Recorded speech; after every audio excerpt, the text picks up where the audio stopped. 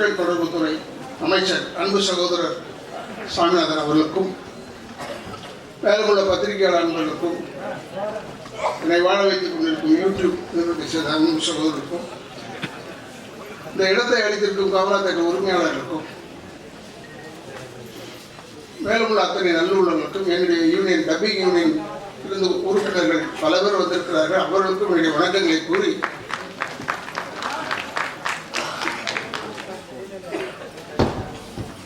என்னை அழைத்தமைக்கு நன்றி என்று கூறி கலைஞர் அவர்கள் என் வீட்டிற்கு வந்து என் தந்தையாரை பார்க்க வந்தார். அப்போ வெளியே போகும்போது அப்போ முதலமைச்சராக இருக்கிறார். இப்போ வெளியே போகும்போது எங்கள் ஐயா ஓடி போய் வெளியே கதவு திறந்துட்டார். ஃப்ரெண்டு கதவு திறந்தார். அதுக்கு முன்னே கலைஞர் அவர்கள் அண்ணன் அதெல்லாம் நான் பார்த்துக்கிறேன். நான் வந்து கலைஞருக்கு டோர் திறக்கல, தமிழ்நாட்டின் முதலமைச்சருக்கு டோர் திறக்கிற ஞாபகம் வச்சுக்கேன். அது ரொம்ப பெருமைக்குரிய விஷயம். ஏன்னா இதே போல் நான் ஒரு இடத்துல செஞ்சேன், வாகை சந்திரசேகருக்கு கல்யாணம். அதில் பேசும்போது என்ன செஞ்சுட்டேன், இன்னைக்கு தமிழ்நாட்டில் முதலமைச்சர் அவர் தகுதி முகத்தில் இருக்கிறது பார்த்தா சகோதரர் ஸ்டாலின் அவர்களுக்கு தான் இருக்கிறதுன்னு சொன்னேன். அப்போ இப்போ அவர் முதலமைச்சர். மிகவும் சந்தோஷமாக இருக்கிறது. ஏன்னா எல்லாமே எங்கள் குடும்பத்தை சேர்ந்தவர்கள். அரசியல் எப்படி இருந்தாலும் சரி, என்னைக்குமே நாம் கலைஞருடைய குடும்பத்தின் மீது மரியாதை கொண்டவர். அவர்கள் இவ்வளோ தூரம் வந்து சாமிநாதன் ஐயா வந்து நம்மளை கௌரவப்படுத்தியிருக்காருன்னா சாதாரணமான விஷயம் அல்ல. ஆனால் இந்த பெப்சியில் இருந்து இந்த ஐயா மறைந்த அவருடைய கோஷ் அவருடைய பெயரில் ஒரு விருதை தந்து எங்களையெல்லாம் கௌரவப்படுத்தியதற்கு மறுபிறவி என்று ஒன்று இருந்தால் உங்கள் பாதங்களாக பிறக்க வேண்டும் என்ற எண்ணத்தில் மட்டுமல்ல, நான் எப்படிப்பட்டவன், எதற்காக குரல் கொடுப்பவன் எல்லாம் தொழிலாளர் வர்க்கத்துக்கு தெரியும்.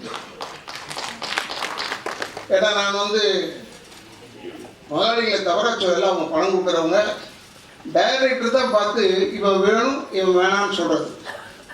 அப்படி இவன் வேணும்னு சொன்னது தான் இயக்குநர்கள் இந்த சங்கத்தில் இருக்காங்க. வேணும்னு சொல்கிறவங்க இங்கே இருக்காங்க. இவங்க வேணும்னு சொல்லிட்டு அவங்க எப்படியும் பணத்தை கொடுத்து தான் ஆகணும். அதனால் நான் எப்பொழுதுமே தொழிலாளர் பக்கம் நிற்பவன். ஏன்னா சில தவறுகள் நடந்திருக்கலாம், அதையெல்லாம் தட்டி கேட்பதற்கு நம்ம பெப்சி மட்டும்தான். பெப்சி இல்லை என்றால் நாம் இல்லை, நான் இல்லை. ஏன்னா ஐயா அவர்களுக்கு சொல்லிக் கொள்கிறேன், 24 கிராஃப்ட்டுமே நகமும் சதையும் போன ஒற்றுமையாக இருப்பவர்கள். சண்டை இருப்போம், சில சண்டை இருப்போம், இருந்தாலும் ஒற்றுமையாக இருப்பவர்கள். அவர்கள் ஒன்றென்றால் ஓடோடி வருவதற்கு இங்கே ஏறத்தாழ ஒரு 30,000 35,000 பேர் இருக்கிறோம் என்பதை தெரிவித்துக் கொள்கிறேன். இதேபோல் சாமிநாதன் அவர்கள் அரசியலும் பேச வரல, இங்கே வந்து எங்களை கௌரவப்படுத்தியதற்காக நிச்சயமாக எங்கள் வாழ்நாள் முழுவதும் உங்களுக்கும் நாங்கள் கடமைப்பட்டவர்கள் என்பதையும் தெரிவித்துக் கொள்கிறேன். இந்த விழா ஒற்றுமை தினம் நான் கேட்டேன். அப்போ மே 1 என்னான்னு கேட்டேன். அதுக்கு ஒரு பேர் சொன்னாங்க, இதுக்கு ஒரு பேர் சொன்னாங்க. இருந்தாலும் நமக்கு டிசம்பர் 2ஆம் தேதி நல்ல நாள் நினைக்கிறேன். ஏன்னா டிசம்பர் 2 தான் தொழிலாளர் ஒற்றுமை தினம் என்று சொன்னாங்க. ஆல் இண்டியா லெவலில் ஐபக் லெவலில் சொன்னார் நம்முடைய தலைவர் செல்வமணி அவர்கள். அதெல்லாம் நான் பேசி பார்த்துருக்கேன். அவங்களோடையும் நான் உரையாடி இருக்கிறேன். ஆனால் நம்ம இருக்கிறது தமிழ்நாட்டில். இந்த தமிழ்நாட்டில் இருக்கிற சில சிக்கல், ஏன்னா வெளியூருக்கு போனால் சிக்கல் என்று சகோதரர் இளவரசர் அவர்கள் சொன்னார் நினைக்கிறேன். இனிமேல் இந்த சிக்கல் இருக்காது. ஏன்னா செல்வமணி இருக்கும் வரை இங்கே சிக்கல் வராது. அதை எப்படியாவது தட்டி கழிச்சுடுவார். அவர் பெப்சியினுடைய ரூல்ஸ் அண்ட் ரெகுலேஷன்ஸ் அவருக்கு நன்றாக தெரியும். அதன்படியும் நடந்து கொள்வார், மனிதாபிமானம் படியும் நடந்து கொள்வார். அதனால் ரெண்டுமே இருக்காதுல்ல. அதனால் நான் மிகவும் பெருமைப்படுகிறேன். இப்பேற்பட்ட இந்த நம்மளுடைய யூனியனில் நானும் கலந்து கொண்டு எனக்கு இந்த முறை அவார்டு கொடுக்கும்போது அவரே தலைவராக இருக்க கல்வி உண்மையில் அவரே செலக்ட் பண்ணியிருக்கீங்க.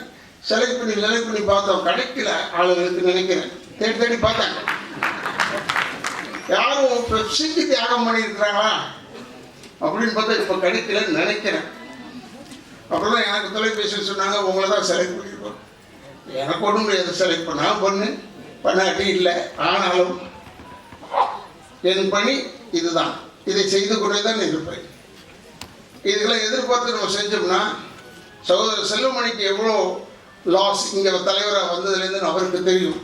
It is not a loss, it is gaining hearts. அதுதான் மெயின். எப்படி இருந்தாலும் அண்ணன் காளி அவர்கள் சொன்னதை தான் ஞாபகம் வருகிறது. டிரைவர் யூனியன் தலைவராக இருந்தார். என்னுடைய சாவிலே பெப்சியில் கொடியை பொருத்த வேண்டும்னு சொன்னார். அதை போலத்தான் நான் சொல்லும் போதெல்லாம் சொல்வேன், நான் ஒரே நடிகர் தான், இந்த அமைச்சர் அவர்களுக்காக சொல்லிக் கொள்கிறேன். நான் ஒரே நடிகன் டாப்பில் இருக்கும் போது பெப்சியில் உபத்தலைவராக இருந்த ஒரே நடிகன் நான் தான். பெப்சிக்கும் நடிகருக்கு என்ன சம்பந்தம் இருக்கு? அவங்க இல்லைன்னா, பெப்சி இல்லைன்னா அப்பெல்லாம் இந்த ஸ்டண்ட் யூனியனோ இந்த சக நடிகர் சங்கமோ எல்லாருமே சரி, அது ஸ்டண்ட் யூனியன் கேட்கவே தேவை, எப்போ கூப்பிட்டாலும் வருவாங்க. நாங்கள் அப்போல்லாம் பொட்டி மேலே உட்கார்ற ஒரு காலங்கள் போய் இப்போ தான் பெப்சிக்கிட்ட கையை கொடுத்துட்றோம். இனிமேல் மொத்தத்தையும் நீங்கள் பார்த்துங்க. ஏன்னா இந்த டிஜிட்டல்னு வந்துருச்சு பாருங்க, எப்போ எடுக்கிறான் எப்போ விடுறான்றதே தெரியல எங்களுக்கு. அது கொஞ்சம் அவங்களுக்கு ஏமாத்துறதுக்கு ஈஸியாக இருக்குது, வழிவகை பண்ணியிருக்கிறார்கள். இருந்தாலும் அதையெல்லாம் மீறி செல்வமணி அவர்கள் இப்போ கூட சொன்னாங்க, அவர் கொஞ்சம் வேகமாக பேசினார். அவர் எப்பயுமே நியாயத்து பக்கம் நிற்பவர். தப்புனா தப்புன்னு சொல்லுவார், என்ன கூட தப்புனா தப்புன்னு தான் சொல்லுவார். அதனால் நல்ல ஒரு நிகழ்ச்சி. இதே போல் ஒற்றுமையாக இருக்க வேண்டும். கடைசி வரை இந்த ஒற்றுமை நிலைக்க வேண்டும். யார் வெற்றியை உடைக்கணும் என்று நினைத்தார்களோ அவர்களுக்கு இது ஏமாற்றமாக இருக்கும். உதாரணத்துக்கு இன்று சகோதரர் விஜய் அவர்கள் நடிக்கிற படம் நம்மளுடைய இடத்துல தான் நடக்கிறது. நம்முடைய இடம் தான் காலி இடம், அப்படியே இருக்கு. அவங்க மரியாதை நமக்கு தெரியும், நம்ம மரியாதை அவங்களுக்கு தெரியும். ஏன்னா வேற எங்கேயாவது கூட விரட்டி விட்டுருவாங்க நம்ம.